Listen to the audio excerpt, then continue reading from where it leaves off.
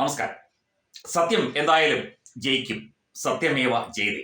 സത്യം പുറത്തു വരും. മഹാരാഷ്ട്രയിലെ നാസിക് മലേഗാവിലുണ്ടായ സ്ഫോടന പരമ്പരയിൽ സംഘപരിവാർ പ്രസ്ഥാനങ്ങൾക്കും അതുപോലെ സംഘപരിവാർ നേതാക്കൾക്കും BJP MP-ക്കും അടക്കം പങ്കുണ്ട് എന്ന തരത്തിൽ അന്ന് 2008 സെപ്റ്റംബർ മാസത്തിലാണ് അന്ന് UPA ആണ് ഭരിക്കുന്നത്. സോണിയാഗാന്ധിയും ലാലു പ്രസാദ് യാദവും P ചിദംബരവും ചേർന്ന് വളരെ ഗുരുതരമായ ആരോപണം ഉന്നയിക്കുകയും വിമർശിക്കുകയും BJP-യെ പ്രതിരോധത്തിലാഴ്ത്തുകയും ചെയ്ത ഈ കേസിലാണ് ഇപ്പോൾ NIA കോടതി 7 പേരെ കുറ്റവിമുക്തരാക്കിക്കൊണ്ട് ഉത്തരവിട്ടിരിക്കുന്നത്. ഈ സ്ഫോടന പരമ്പരയിൽ BJP നേതാക്കൾ അടക്കം സംഘപരിവാർ നേതാക്കളെ ഒക്കെ തന്നെ പെടുത്തണം എന്നുള്ള കൃത്യമായ സോണിയാഗാന്ധിയുടെ അജണ്ടയാണ് അവിടെ നടപ്പിലായത്. അത് അവർക്ക് ഒരുവിധം സാധിക്കുകയും ചെയ്തു. സംഘപരിവാർ സംഘടനകളുടെ നേതാക്കൾ ഉണ്ട് എന്ന ആരോപണം പരസ്യമായി അന്നത്തെ ആഭ്യന്തരമന്ത്രി P ചിദംബരം, അന്ന് P ചിദംബരമാണ് ആഭ്യന്തരമന്ത്രി, അയാൾ ഉയർത്തുകയും ചെയ്തു.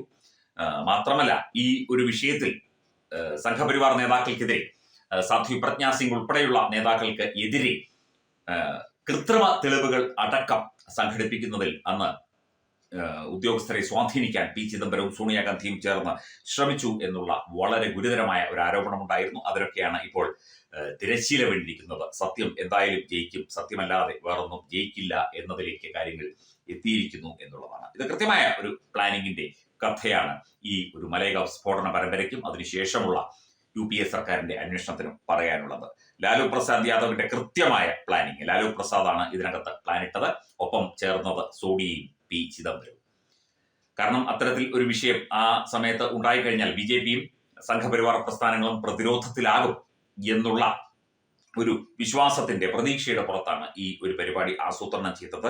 എന്നിട്ടിപ്പോൾ ലാലു പ്രസാദ് എവിടെ കിടക്കുന്നു, P ചിദംബരം എവിടെ കിടക്കുന്നു, സോണിയാഗാന്ധി എവിടെ കിടക്കുന്നു എന്നൊന്ന് ചിന്തിച്ചാൽ മാത്രം മതി. 2008 സെപ്റ്റംബർ 29-നാണ് മഹാരാഷ്ട്രയിലെ നാസിക് ജില്ലയിലെ മലേഗാവിൽ ഉണ്ടായ സ്ഫോടന കേസിന്റെ വിധി വന്ന് പ്രതി ചേർക്കപ്പെട്ട 7 പേരും കുറ്റക്കാരല്ല എന്ന് കോടതി വിധിയിലൂടെ തെളിഞ്ഞപ്പോൾ പുറത്തുവരുന്നത് P ചിദംബരത്തിന്റെ ചതിയുടെ കഥ, ലാലു പ്രസാദ് യാദവിന്റെ വ്യക്തമായ പദ്ധതി, സോണിയാഗാന്ധിയുടെ എല്ലാ പിന്തുണയും ഇവർക്കൊക്കെ ഉണ്ടായിരുന്നു.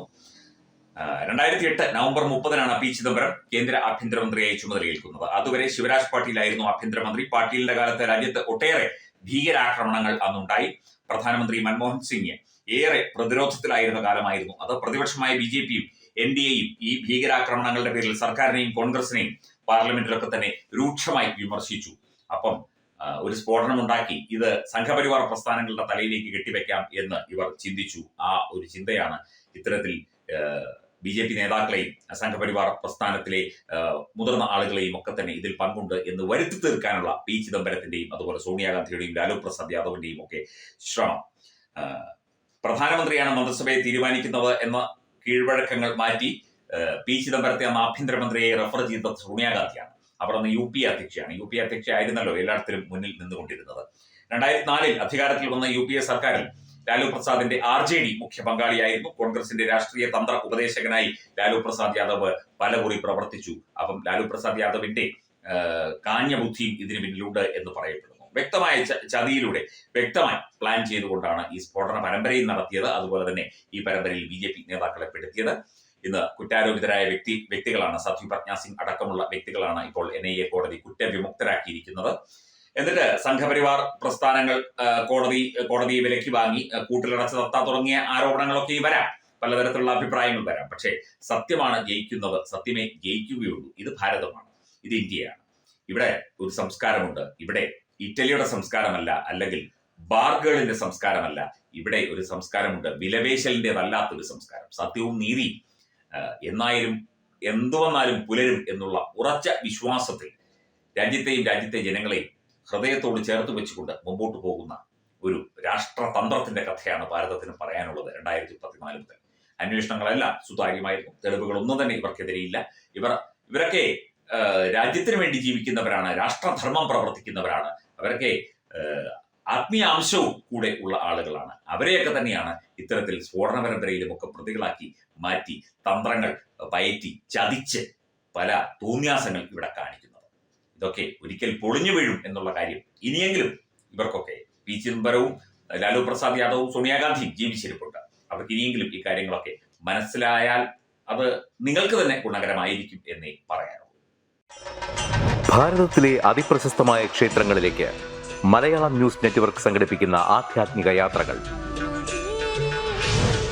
പ്രമുഖ ട്രാവൽ ഏജൻസിയായ യാത്രാനന്ദയുമായി ചേർന്ന് മലയാളം ന്യൂസ് നെറ്റ്വർക്ക് ഒരുക്കുന്ന യാത്രയിൽ ചുരുങ്ങിയ നിരക്കിൽ നിങ്ങൾക്കും പങ്കാളികളാകാം. ഭാരതത്തിലെ പ്രമുഖ ശക്തിപീഠമായ അസമിലെ കാമാഖ്യ ക്ഷേത്രത്തിലേക്കാണ് ആദ്യ യാത്ര. കാമരൂപമെന്ന കാളിദാസനും പ്രാഗ്ജ്യോതിഷപുരമെന്ന വ്യാസനും വിളിച്ച അതിമനോഹരമായ സംസ്ഥാനമാണ് അസം. സമമായി മറ്റൊന്നില്ല എന്നാണ് അസമിന്റെ അർത്ഥം. ബ്രഹ്മപുത്ര നദിയും ഹിമാലയവും ദൃശ്യചാരുത കൊണ്ട് അനുഗ്രഹിച്ച അസമിലെ കാമാഖ്യ ഇന്ത്യയിലെ തന്നെ ഏറ്റവും പ്രധാനപ്പെട്ട കാളി ക്ഷേത്രങ്ങളിലൊന്നാണ്. കാമാഖ്യ ക്ഷേത്ര സന്ദർശനത്തിന് ശേഷം കിഴക്കിന്റെ സ്വിറ്റ്സർലാൻഡ് എന്നറിയപ്പെടുന്ന മേഘാലയയിലെ ഷില്ലോങ് നഗരവും ചിറാപുഞ്ചിയും അതിമനോഹരമായ മഴക്കാടുകളും ഹിമാലയൻ കാറ്റ് ചൂളം വിളിക്കുന്ന താഴ്വരകളും മേഘങ്ങളെ ഉമ്മവയ്ക്കുന്ന ചെറുകുന്നുകളും കണ്ണാടി പോലെ ജലമൊഴുകുന്ന ഉമയാങ് നദിയും സന്ദർശിക്കുന്നു. ജീവിതത്തിൽ ഒരിക്കലെങ്കിലും കണ്ടിരിക്കേണ്ട ഈ അത്ഭുത ലോകത്തിലേക്ക് നിങ്ങളെ സ്വാഗതം ചെയ്യുന്നു. വിമാന ടിക്കറ്റും ചിലവുകളും ഉൾപ്പെടെ 65,000 രൂപ ചിലവ് വരുന്ന ഈ പാക്കേജ് 59,000 രൂപയ്ക്ക് മലയാളം ന്യൂസ് നെറ്റ്വർക്ക് നിങ്ങൾക്ക് ലഭ്യമാക്കുന്നു. ആദ്യം ബുക്ക് ചെയ്യുന്ന 5 പേർക്ക് 56,000 രൂപയ്ക്ക് ഏർലി ബേർഡ് ഓഫറും ലഭ്യമാണ്. കൂടുതൽ വിവരങ്ങൾക്ക് ഇനി പറയുന്ന നമ്പറിൽ ബന്ധപ്പെടുക. 8089001200 അല്ലെങ്കിൽ 7736549234.